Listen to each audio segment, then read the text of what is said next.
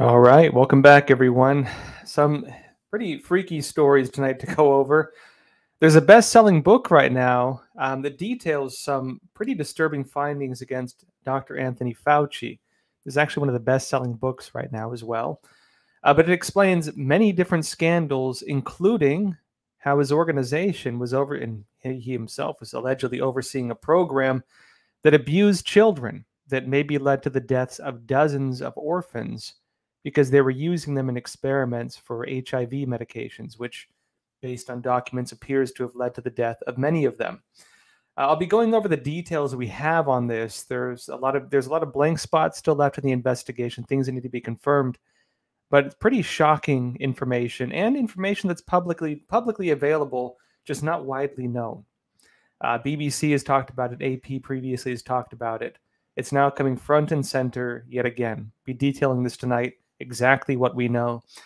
Also, Biden is giving us some interesting suggestions right now, suggesting that the U.S. federal government may not actually be intervening as much when it comes to COVID policy. It seems, based on his recent statements, he's going to leave this more to the governor's state policy rather than federal policy. Now, this is an interesting development in a lot of different ways. It might be just him, because he spoke with these governors, it might be just him telling the governors they have to act, and maybe he still plans on doing things from the federal level. But based on some of the information we're seeing, it does look like there's something happening right now where the federal government appears to be backing off a little bit. I'll be explaining this as well. And folks, new findings with the January 6th Capitol protests. There's a video now of one of the individuals, a woman who is, of course, facing charges for being at the Capitol building. And there's video footage of her now being severely beaten by riot police and in a place where she's unable to move, including smashing at her head many times with batons. She's on the ground. They're beating her.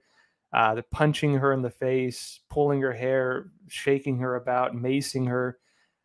Folks, I'll show you this video clip, what we have so far, and also explain to you the significance of this new video and also where the investigations on the January 6th incident, I guess we could say, where they're at right now.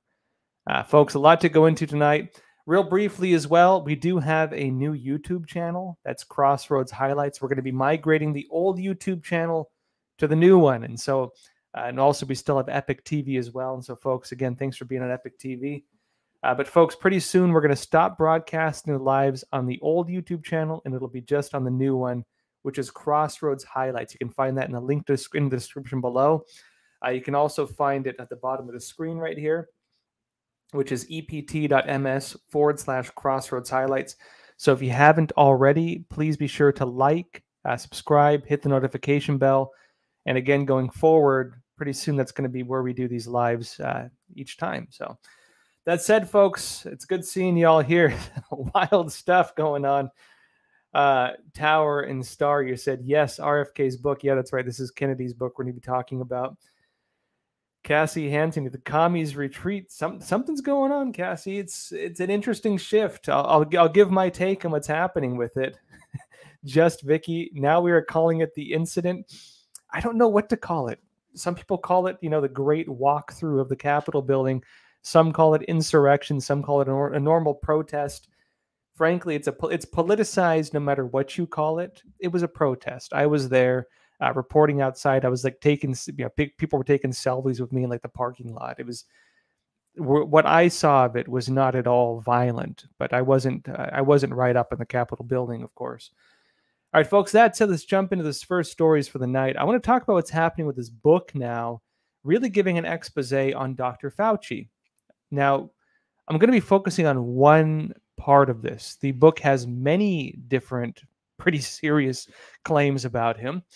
But there's a very serious one, which I think is pretty damning, actually, which is that Fauci oversaw a program to abuse children and use them in deadly, meaning dozens of them. We don't know how many died directly from it, but dozens died, it appears, in experiments for HIV medication. Let me explain.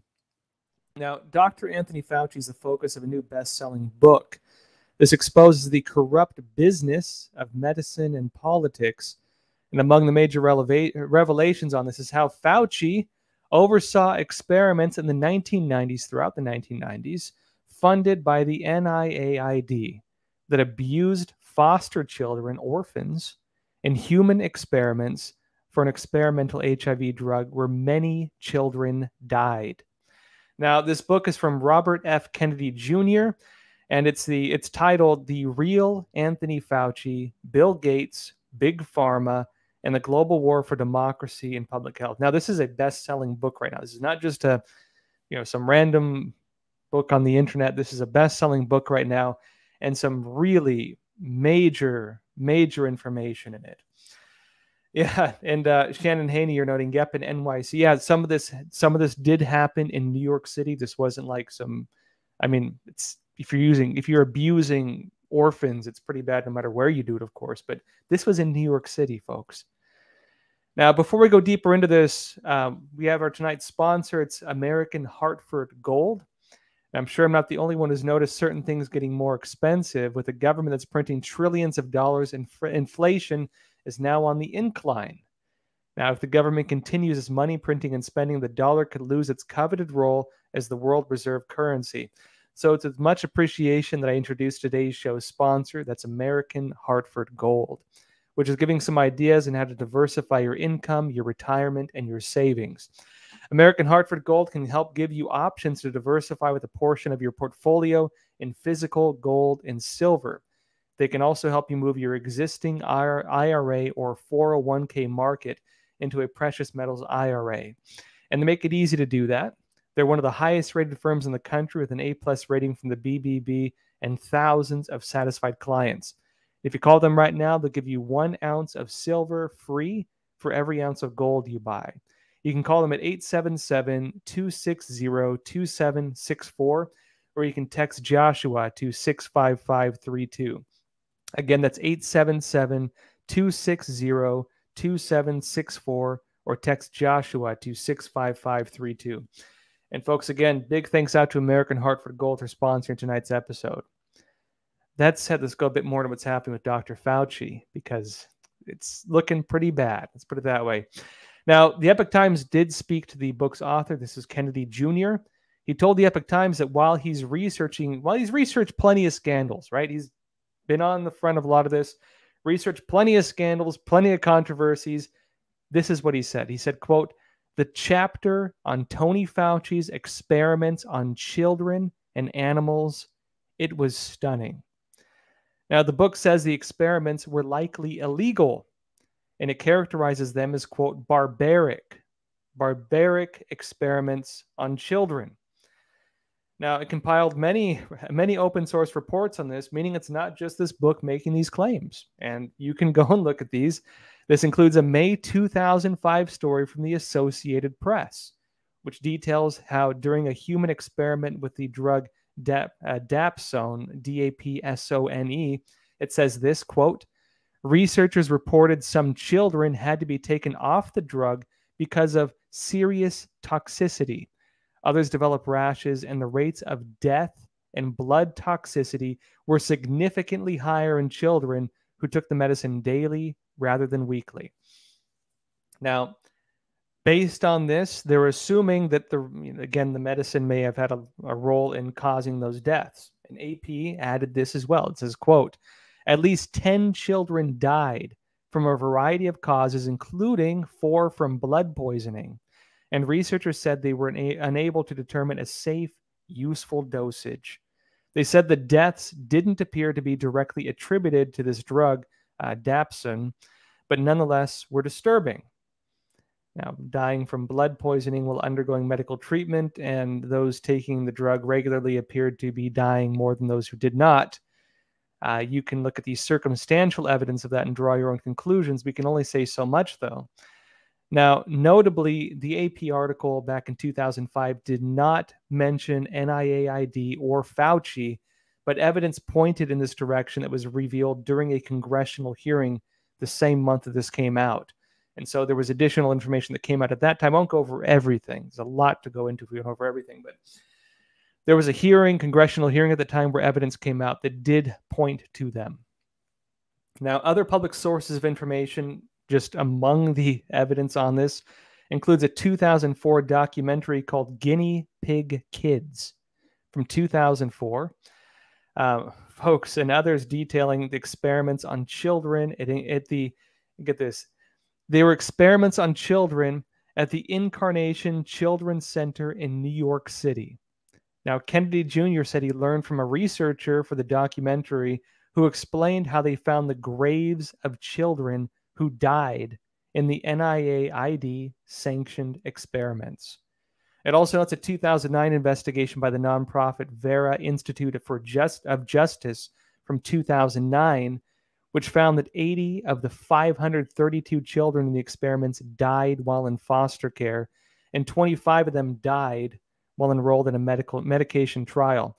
Yet it was not clear, they note, whether the deaths were caused directly by the medication. We can't say for a fact that it was caused by that, but the investigators added that they were denied some key medical records, and because they were denied those medical records, it made it impossible for them to discover key information that would have given them that evidence if it was there. Another source they spoke with claimed as well that at least 80 foster children were killed in these experiments, either directly or indirectly.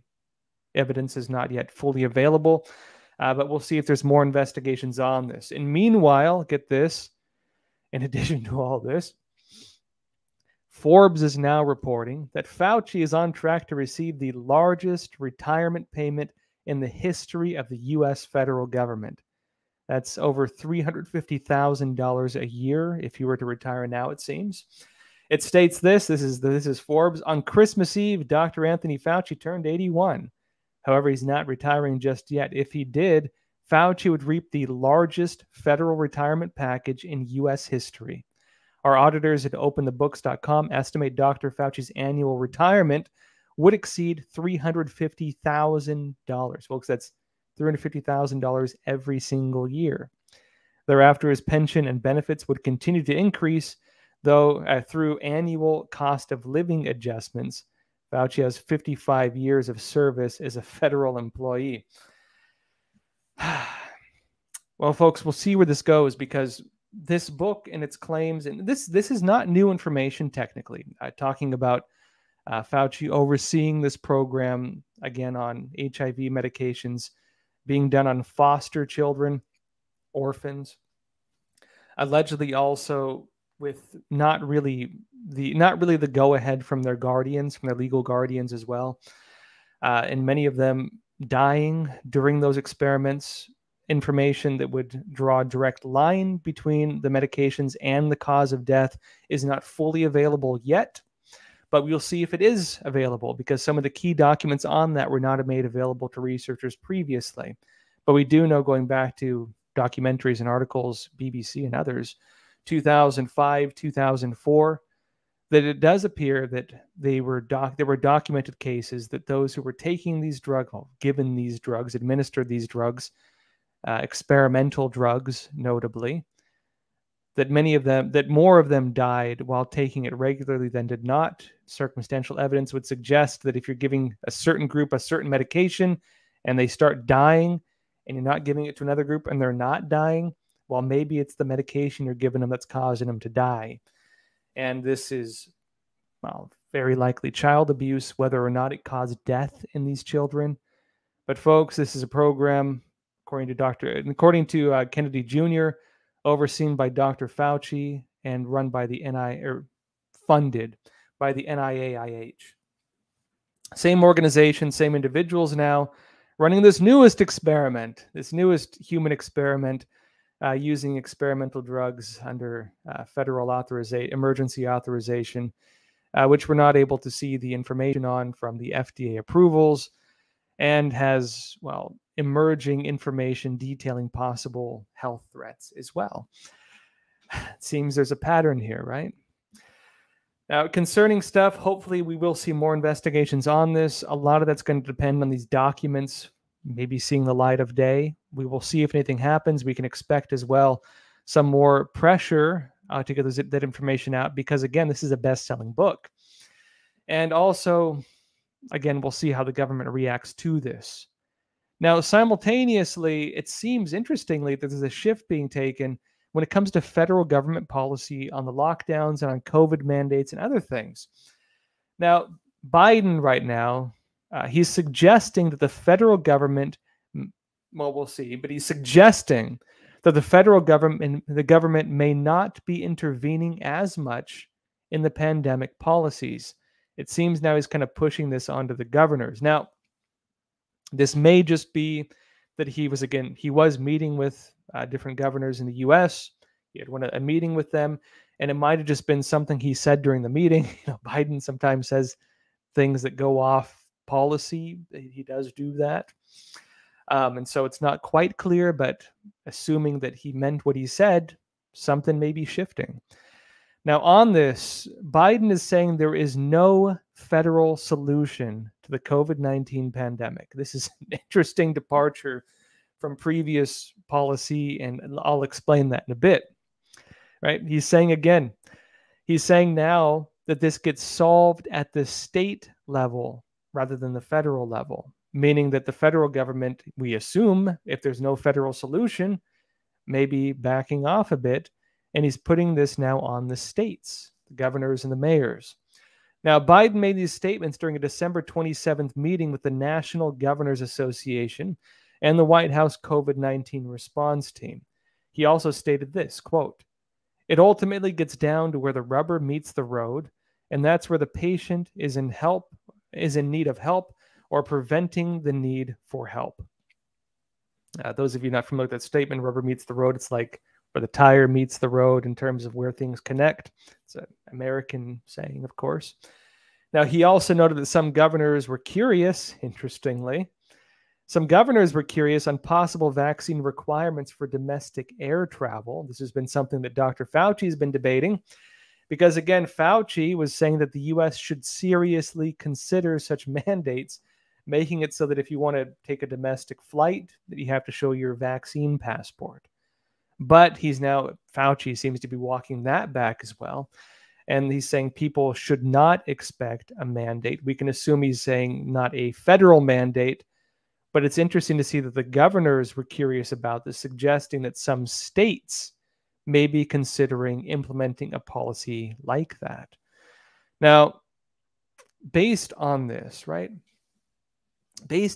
think there's a few important questions, which is there something shifting behind the scenes with all this? Some recent developments in news suggest that the federal government may be backing off a little bit. Something may be changing a little bit. Now, maybe we're seeing that the quarantines aren't sustainable. They're seeing the economic impact of these. Biden and others have suggested that they appear to be aware of this. They're saying there's not going to be another lockdown. They may be seeing the damage this has done to the U.S. economy, the damage it's done to shipping, and a lot of other things, and the domino effect that's having on the entire system. It could be that they're saying enough is enough and they don't want to do it. Now, this could also be because the midterm elections are right around the corner and Democrats are polling very badly. Biden is not doing well at the polls. And again, when you look at the lockstep nature of the Democratic Party, the policies of one tends to reflect the policies of others. And what Biden does is going to reflect on others. Meaning that, well, you've seen a lot of Democrats try to distance themselves from Biden, at least in terms of identity, because of this. It could be because he sees this wave coming, that there's a shift taking place, at least with polling for the upcoming elections. Even a lot of Democrat strategists warning them this. They're trying to push through the For the People Act, which is their program to federalize the elections, make it so that they can basically make permanent a lot of the things that are normally illegal, to make them legal permanently.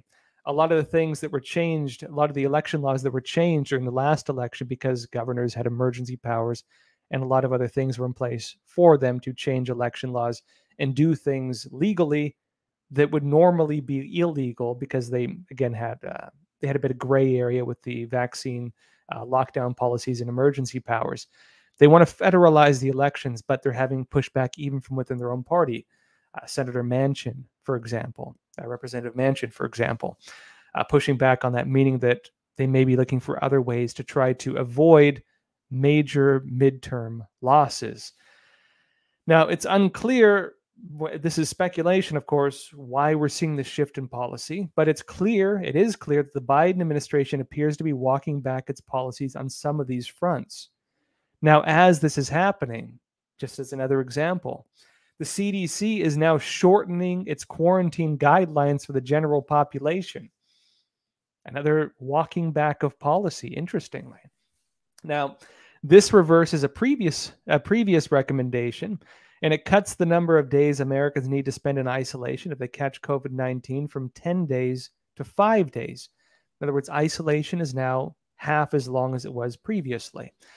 And if we're facing really the most severe part of this virus ever, the Omicron variant, which they're all talking about now, and they're making it as big as it is, then why are they reducing things rather than increasing things, right? The policies don't align with the public narratives, nor do the narratives align with the science, frankly, because it appears this Omicron variant, based on current evidence, does look like, well, it's not that severe, frankly. All the sources are suggesting it's a mild illness, but we'll see.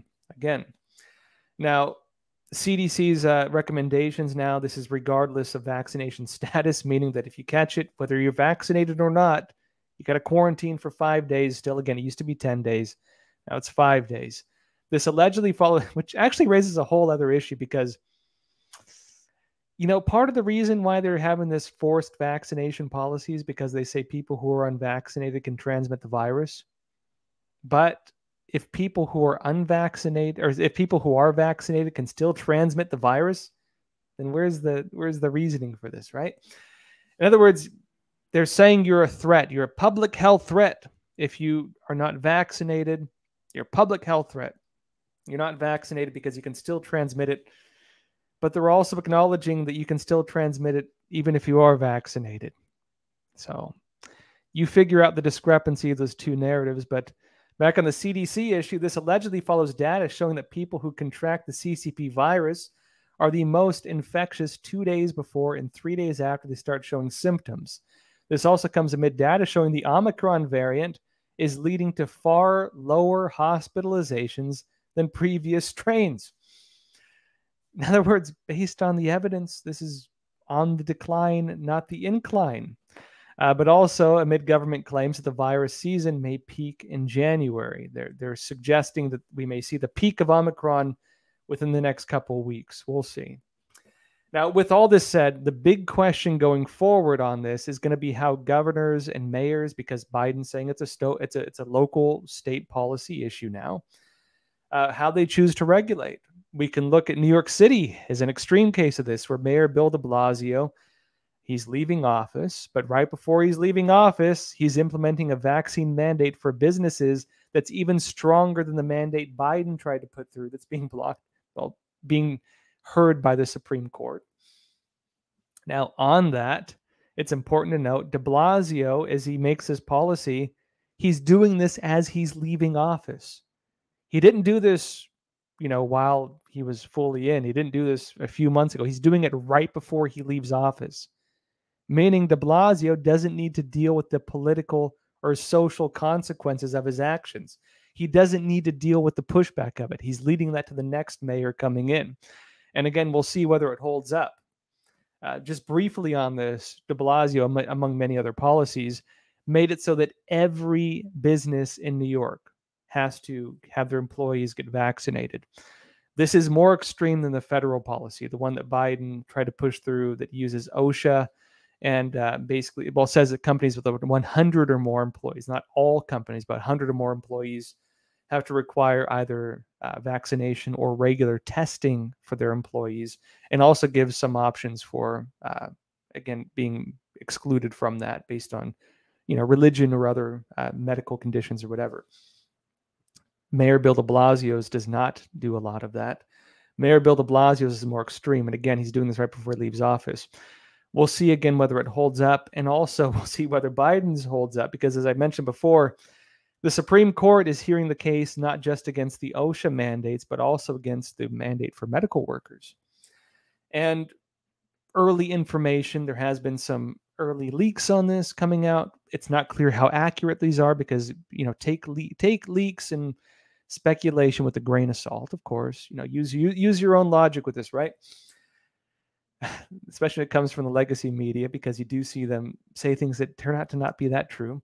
But based on some early information coming out, they're suggesting that it looks like the court may be ruling against Biden on this. We will see what happens. At the same time, there's a lower number of serious cases with the Omicron variant. Fewer people are being hospitalized. There's going to be a big question going forward, which is, well, at what point does this end? At what point do they finally give up these emergency powers? It's very hard to get government officials to give up powers once you give it to them. But at what point do they get rid of these official powers? And also, what does that mean for the midterm elections if they lose the ability to basically dictate things as they choose because of the additional powers that have been granted to them through this? Especially now as the virus itself seems to be waning. Now, it's not to say things, who knows what will happen, the thing's mutating, and they're talking about all kinds of wild stuff now. There's the Rho variant, they're saying now, which has been spotted in Mexico City. I've seen people comment, Rut-row. And also in China, there's allegations of new virus types spreading as well. Who knows, folks? It's wild stuff. Who knows where it'll go? But it appears that based on the Omicron variant and where things are heading with this, it may not hold up. And if it doesn't hold up, then these officials are going to need to figure out what they're doing going forward, because the policies they have, the mandates they have, and the systems of social control they've developed around this, they may not hold up. And it appears they're already backing off of it. Now, again, it seems the federal government is backing off. We'll see what the state governments do, because it goes state by state right now. All right, folks, we're going to jump into questions in just a bit. So if you have questions, leave them in the chat. We'll try to get to them. I want to go over one more story because there's an interesting update with Project Veritas. Remember how Project Veritas got raided because Ashley Babbitt was a woman who was shot by Capitol Police January 6th. I'm going to go over some information on January 6th and some really crazy video footage we've gotten. I'll show you the video footage. Police brutality, it looks like. Possibly illegal police brutality. But Joe Biden's daughter, right? She had a diary where she had some pretty serious claims, such as taking showers with Biden that she felt were inappropriate because they seemed, well, a bit weird. And she details a lot of other experiences in her diary. That diary was allegedly provided to Project Veritas. Project Veritas, an undercover investigative organization, Ashley Biden, thank you, Ashley, provided to Project Veritas. They could not verify the information. After they couldn't verify it, they tried returning it to the Biden family. The lawyer refused, allegedly, to take it. They then tried turning it into federal authorities. They allegedly refused to take it. Then after refusing to take it, after Project Veritas tried returning it, federal agents raid the facilities of Project Veritas, raid James O'Keefe's home, and seize the diary, and now they're facing charges based on this. But an interesting phenomenon took place that after this raid took place, Project Veritas alleged that they were asked by federal agents to not publicize what had just happened. But what happens? The New York Times somehow got the scoop. The New York Times somehow got a story on something that even the federal agents asked Project Veritas to not reveal, which raised some questions on, well, did someone within these federal agencies tip off the New York Times? Because how else would they have gotten the exclusive, basically, like as the thing was taking place? And now Project Veritas is investigating whether the FBI or the Department of Justice colluded with news organizations such as the New York Times to target their political enemies. Now, this is from Mark Paletta, a lawyer representing Project Veritas, and he said this on Twitter. He said, "Proud to represent the great news organization Project Veritas on this matter, my law firm filed this FOIA, Freedom of Information Act request, with DOJ and FBI, seeking records they have on Veritas, Project Veritas, including all communications with news organizations, including New York Times, And he said, they're ready to litigate if they stonewall. Now, what he's referring to here is the Freedom of Information Act, basically in the US, actually you or me or journalists especially or legal organizations, you can actually file requests for documents. I know that some of you are aware of this. Bear with me for a minute.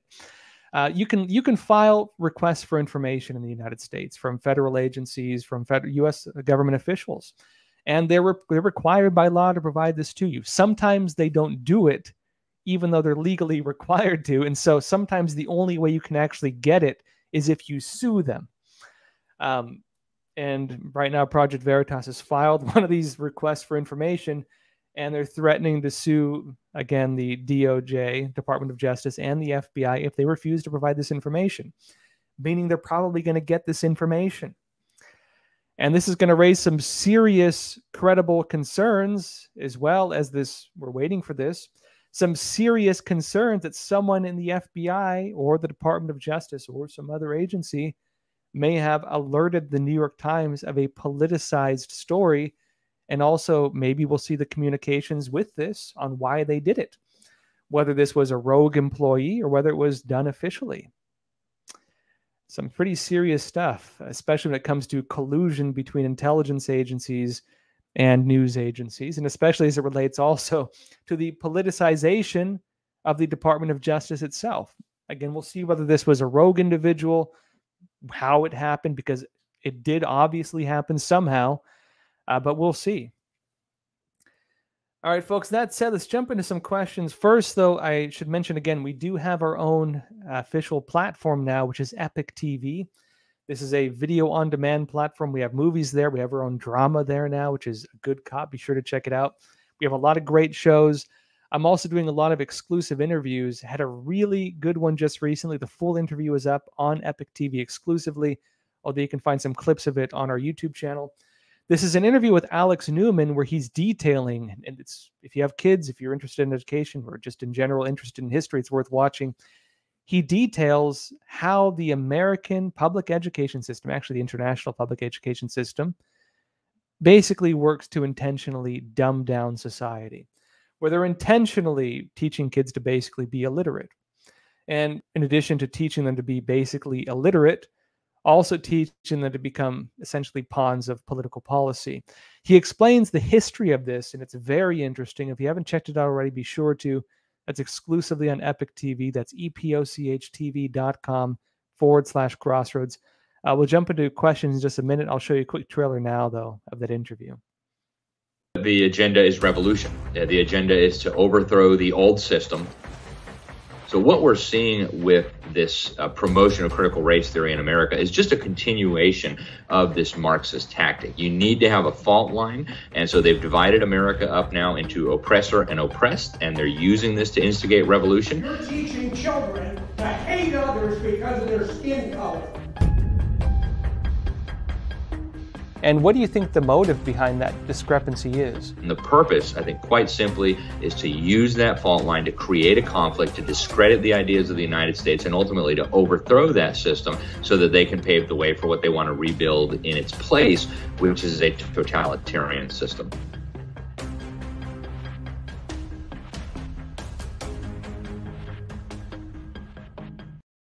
All right, again, folks, if you haven't checked it out yet, be sure to. That's on Epic TV. You can also find it on the Epic Times website. All right, that said, let's jump into some questions. And then after questions, I want to go into this video footage we have of January 6th, the protests, where, well, a woman is severely beaten by riot police. And we're only now getting to see this footage. I'll show you the footage. We'll go over it. I'll explain what it tells us, because it's pretty serious, possibly. But first, folks, let's go into some questions. Those of you curious, the tea tonight is ginseng tea with honey, one of my personal favorites. First up on the questions is from Rebecca Ann. You said, Tennessee state legislature held a special session on COVID restrictions this October. You're saying they prohibited private businesses from vaccine mandates. If SCOTUS, Supreme Court, allows the Biden mandate to proceed on January 7th, will it overrule the state law? we'll see how it goes. So traditionally in the United States, the Supreme Court could not dictate state law. This changed mostly after the Civil War in the United States, where again they were able to have federal law dictate state law, which was, of course, to end slavery, which I would agree with is a good policy to have. And so the legal structures in America and authority of states versus federal authority did change during the Civil War. And so post-Civil War, the Supreme Court can, and because of later policies that were adopted, can to an extent dictate that. Now, that didn't change immediately. It was changed later through Civil Rights Act and so on, because they used rulings from the time of the Civil War in order to change the authority of the Supreme Court over the states. Now, in some ways, that was a great thing, of course, because it made it so that states have to abide, for example, by the Constitution. They have to abide by the Bill of Rights, meaning states cannot violate your constitutional rights. The other side of this is that the Supreme Court has authority basically to dictate local interpretation of law to a pretty good degree.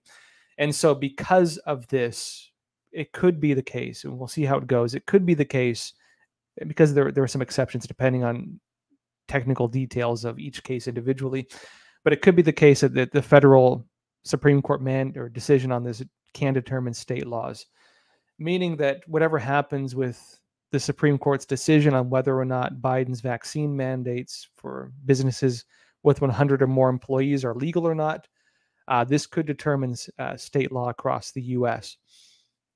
If the Supreme Court determines that it is illegal, you can expect additional court cases locally in New York City, for example, maybe California, for example, pushing back against similar policies being enforced locally.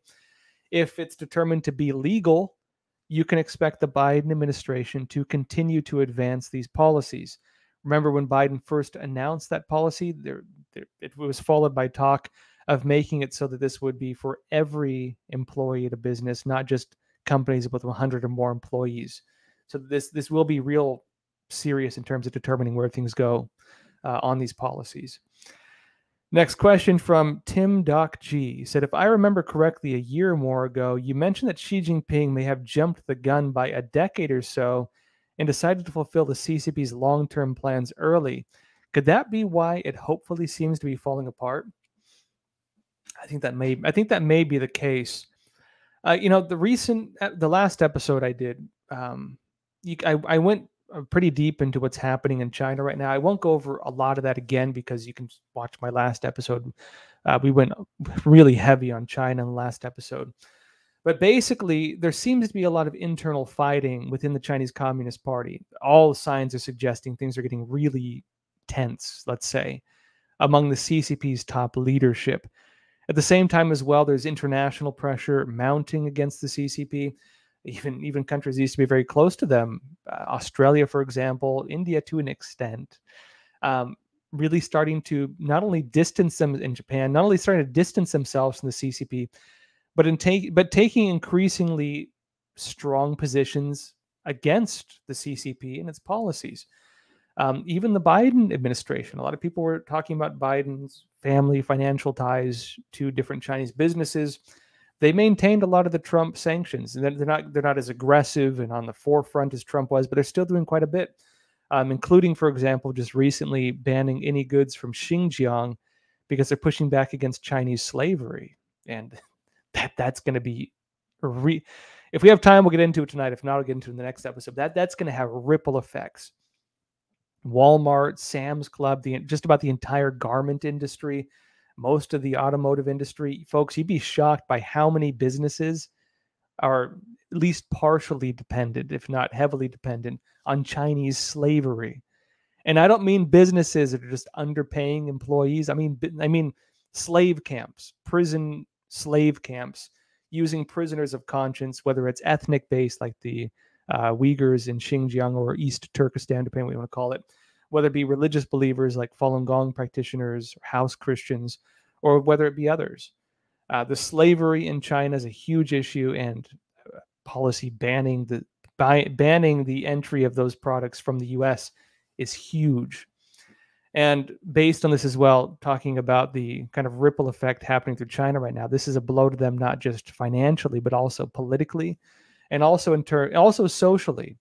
And I mentioned as well that in China, you now have lockdowns taking place. They are not in any way backing off the vaccine, backing off the vaccine policies, or lockdowns regardless of vaccines. They just locked down a city that's more densely populated, more people than New York City. I believe 13 million people in Xi'an. And keep in mind, New York City is like 8.8 million. You have 13 million people in lockdown and saying already they don't have enough food to survive. And this is just one grain of sand in the bigger picture of what's happening in China. And so, yeah, I would say that she definitely jumped the gun. It might have also been a move of desperation. Maybe they didn't just believe they had more power than they did. Maybe they took a desperate move and a gamble, and it didn't work out for them that well. We will see where things go, though, because it's like the injured, cornered rat. It's the CCP may be more aggressive as it feels weaker. Typically, also, this is what you can expect, that when they're strong, they will act weak. When they're weak, they will act strong. This is a very typical trait of communist systems. So now that they're weak, they're acting strong. And you can look at their public messaging, you look at their actions, it does suggest that. And if you look at the internal issues, it suggests this as well. Aaron Shimano, you said, any news on Jade Sacker, John Sullivan, and that guy who broke the door's window Ashley Babbitt climbed through? I believe John Sullivan was the BLM guy who was present at the January 6th protest. He was in the building, I believe, right next to where Ashley Babbitt was shot and killed by the Capitol Guard. You can watch. I won't go too deep into this. You can watch the interview I did around that time. You have to go back almost a year now, I guess. I did an interview with a Japanese video journalist, Masako Ganaha. Fantastic journalist, fantastic analysis. We really broke down the entire incident where Ashley Babbitt was shot, and we detailed what looked like agitators there, whether government or Antifa-based or BLM-based, who knows. But it's very strange individuals, very suspicious behavior. For example, one of the individuals who broke the glass, moving down the stairs just after this and changing his clothes. It appears to be communicating, coordinating with another individual, and moving as you had a large group of riot police move up the stairs. You had a large number of police, at least 5, maybe 6, even more, right next to Ashley Babbitt as she was shot and killed, suggesting again that it was an unjustified killing. And you don't see Democrats going after the killer of Ashley Babbitt in the same way they're going after different police across the country who are also being accused of unnecessary use of force and so on. I haven't heard any updates on that yet, but frankly, I do think that if there's ever a real investigation, into what happened on January 6th, I think that will be one of the major focuses of that, as well as some other information we'll discuss in just a bit. Shannon Haney, let's cover a couple more questions. Shannon Haney's asking, Joshua, does Russia actually want to invade Ukraine? I keep hearing conflicting info about the Donbas separatist rebels in Ukraine and how much Russia is supporting their efforts. I have some friends from Ukraine, and I've asked them about the situation there. It's actually very complicated. In the east of Ukraine, you actually do have a lot of people who identify as Russian. I've met some of them. They identify as Russian. If you ask them where they're from, they won't say Ukraine, they'll say Russia. And so you do have people in East Ukraine who heavily identify as Russian. People in the West, not so much. Now, that being said, Russia is, of course, using that as an excuse to take Eastern Ukraine, Crimea, and maybe other parts as well. And they're saying, basically, we need to protect our people. Now, as they're doing that, of course, they have their other agendas. I won't go too deep into it again, because we talked about last episode. This is where you get into like Duginism, which actually, if you want to talk about actual white nationalism, Duginism is within it, literally within that. But Duginism informs a lot of the Russian military strategy. And it talks about the control of this whole region. I can't remember what the exact word he uses for it, but essentially the region of the former Soviet Union and Asia is this Eurasian region. Whoever controls that basically controls the world, according to this strategic theory, this geopolitical theory. Now, between Russia controlling that region and also the energy into Western Europe, in addition to their frenemy type relationship with the Chinese Communist Party, they control that landmass.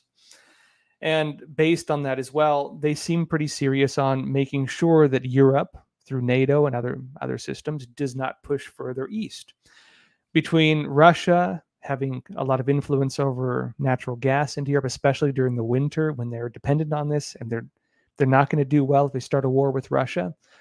And in addition to the CCP's influence and Europe being really pretty heavily demilitarized, although they built it up a bit under Trump, because Trump basically made them start putting their own share in. Europe, as have many countries, have basically depended on the United States to be their military. The United States has been the military of the world. They hate America for it in some places, but they also don't put their money in to build up their own militaries properly because they depend on the United States to do it for them. Ironically, through this, America has basically allowed countries like Canada, many parts of Europe, to not put as much money into defense. And because of that, they can then put money into like socialist policy and so on. America's in a funny way actually helped subsidize a lot of these socialist type policies because countries have not been really paying their fair share when it comes to national defense. Now, one of the symptoms of that is the heavy demilitarization and weakening of a lot of these countries that would need to maybe defend themselves. NATO is, of course, heavily U.S. funded and backed, as well as is the United Nations and U.S. and UN peacekeepers, in addition to U.S. forces. Unless the U.S. were to really draw a line in the sand with Russia, which they're suggesting they kind of are. Russia may see this as a strategic weakness and opening when pretty much the whole world is destabilized, both socially, militarily, and economically. Many countries would not be able to afford a conflict like that. Again, whether it's the financial cost of it, especially when we're dealing with the global logistics system being messed up, especially as it relates to their dependence on Russia for energy, and if Russia could cut that off during this key time, and especially with China controlling medicine and so on during this key time, they have a lot of leverage within this. And because of that leverage, they do have the ability to do things like this. If they were to act, we will see what the response would be. The only wild card in there is whether the U.S. would step in to stop it. And it does appear that right now the U.S. very likely would. And meaning that we'll see whether the U.S. holds its ground. If the U.S. holds its ground, I doubt Russia will push too hard, but again, we will see how it goes. My analysis, of course. All right, folks, let's go over one more question, then we'll jump into the story on police brutality on January 6th, and I'll show you. I have a video clip to show you as well. Another question here from Thand004. You said, all of the left are not easily split over issues as are moderates and the right. You said, we have a problem with affirmation. How do we interconnect better and not be bogged down by semantics and inaction? You know, I'd actually argue that a lot of America is not really Republican or Democrat. A lot of Americans, they vote across party lines. I mean, I have family members who voted for Obama and liked Obama, at least until the later part of his administration, and then voted for Trump and would never vote again for, a lot of Americans, they're not party voters, they're issue voters, or, they vote for guys who they think are going to kind of disrupt the system. Remember, Obama came in talking about change, and some people supported him because he was kind of breaking the way the political system was running. Early on, he was seen as that. Later on, he kind of showed his true colors, that he was doing something kind of opposite. A lot of the same people who voted based on that observation ended up voting for Trump. You had the same thing with a lot of Bernie voters. A lot of Bernie voters felt burned, pun not intended, when, again, the Democrat Party handed the nomination to Hillary rather than Bernie, despite votes. And a lot of them voted for Trump as well. I would actually argue that most of the political division comes through the legacy media. It comes through political messaging. It comes through social media censorship and other things that prevent us from having logical, rational discussions with each other. The ability for people to reason with each other has been damaged because of social media censorship, channels that offer alternative perspectives outside of the echo chamber of all these different systems, right? Outside the echo chamber of the social media and legacy media industrial complex, you could call it, and the fact checkers who are actually sources of opinion, as Facebook has now admitted under court record. Outside of that system of control and information, I'd say people are still pretty rational and pretty reasonable. Now, I'm not saying they all are. I would blame that partly on just I'd say, sheer media blackout and emotional, what communists would call agitation propaganda, causing people to interpret things more from an emotional level than a logical level. Ironically, what Mussolini, literally the founder, the main guy behind fascism, talked about doing to the public as well, because he wanted people to think from their quote-unquote reptilian brains. This illogical, emotional reaction rather than something that is based on reason. The media has done this to a lot of people. The media agitates people emotionally. It tells them that anybody who thinks differently is the bad guy and is, literally Hitler or whatever like that, and they try to stomp them out. And unfortunately, people who follow just one, information complex, I guess you could call it, they have trouble seeing beyond it because they've been convinced everybody outside those walls is the bad guy. I do believe, though, that if we see a breakdown in the censorship system that we see on social media and elsewhere, the channel you're watching right now has been demonetized and censored for over a year now, which is why we have a new channel. So if you haven't jumped over yet, be sure to Crossroads highlights. Which is why, again, you're seeing censorship like this. I think as soon as that breaks down, you'll start to see things change. And I do believe that's right around the corner. We will see what happens with Trump's social media, if that can change things. Again, we'll see. That said, folks, let's jump into the next story for the night. I want to talk about what happened with this January 6th video showing what appears to be pretty serious police brutality. And, I mean, pretty serious stuff. Now, briefly, the investigations on the January 6th Capitol protests, they're going in two different directions. On the Democrat mostly side, you have this House committee investigating January 6th, and they're trying, it seems, based on all the legacy media outlets, they seem to be targeting Trump. There's talk about how Trump may potentially face criminal charges and so on.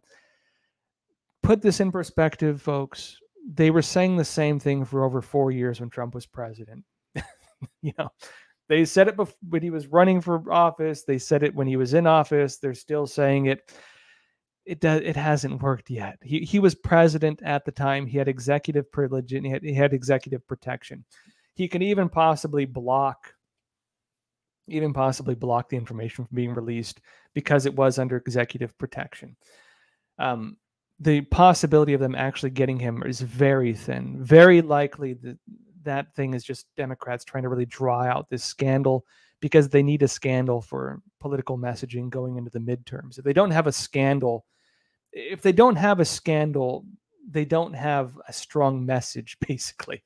Because if they have to fall back on policy, first of all, a lot of Biden's policies have just been following Trump's policies. They haven't worked with the virus. They're not doing so hot economically, and things are kind of not really doing so well. They can't focus on policy. They need a scandal. And so this is one of their big scandals. And so they need it politically, at least based on how I see it. But the other side of this, because you have two sides of the story with January 6th, the other side of it is the investigations. The other side of them on evidence that's emerging of potential federal instigators, whether the FBI or other agencies, playing a role. the horrific treatment of protesters who are still being held in prison, some in solitary confinement, and under very poor conditions, even as we speak, as they await trial, and also on the overuse of force by law enforcement, among other issues. Now, with that said, there's newly released surveillance camera footage showing riot police beating a woman at the Capitol building. The video shows them striking her close to 40 times in around 4 minutes. And this is not just like little strikes. This is like smashing her on the head with the butt of a baton. This 39-year-old woman is Victoria C. White from Minnesota. Now, she's being charged by federal court for several felonies. I'll explain what she's facing. The video of her being beaten by riot police was under government seal until a federal judge ordered that it be released publicly last week. It shows White, this woman, being sprayed by pepper spray twice, being struck 30 times by police using their batons, being punched in the face, punched in the head, punched in the neck by riot police, and being grabbed by her hair and shaken. And there's a bunch of them doing this to her. Her lawyer, Joseph McBride, is saying that her beating by these riot police on January 6th was a crime.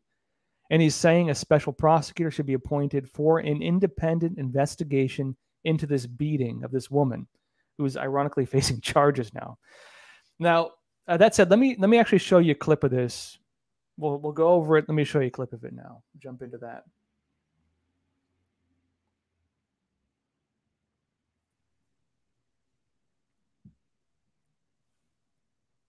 Again, this is surveillance camera footage. You can't see a ton.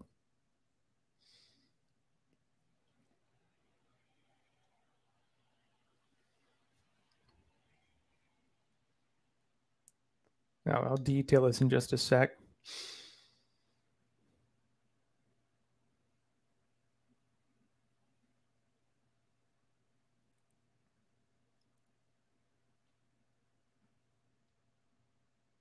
Yeah, folks, so there you have it. It's a video footage of riot police gang beating a woman. Let me detail our own analysis, Epoch Times analysis on that video and what it shows us, because we counted the blows, we counted it. And the court, this is Epoch Times. It says, in the course of 60 seconds, the protester is struck in the head by a baton 19 times and jabbed with the baton twice.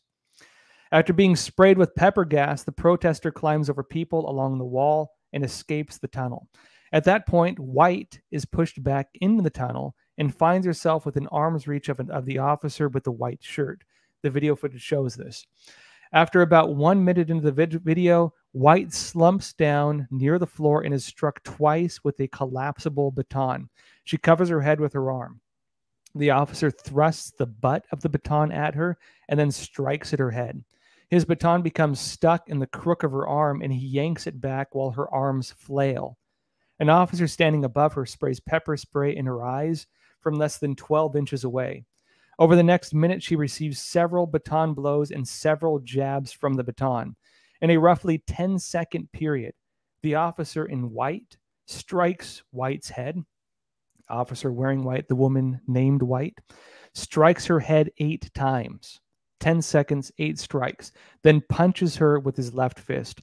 About 3 minutes into the video, about 3 minutes into the video, the officer makes a fist and punches White in the face and head 6 times. Another officer with both hands on his baton jams the butt of the weapon at her face and then rams her with the baton 10 times.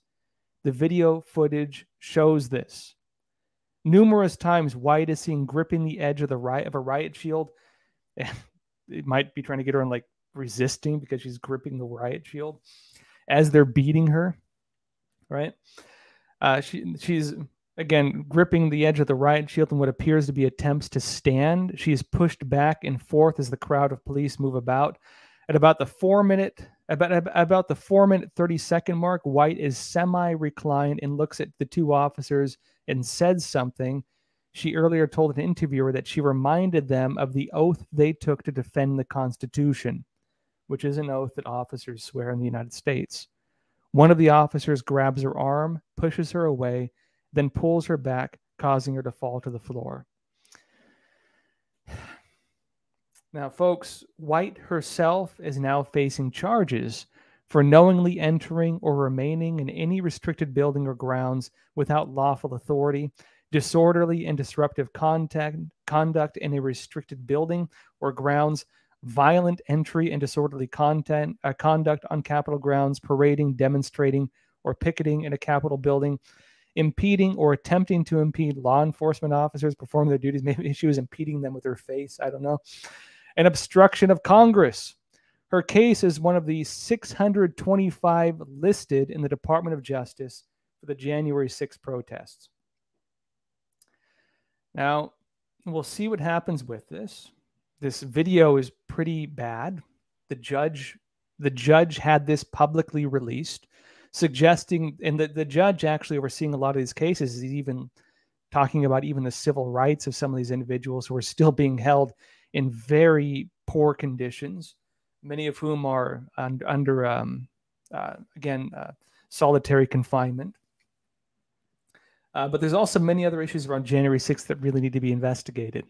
Federal agents' involvement as alleged instigators. Tucker Carlson had a great investigative series detailing some of the evidence around this.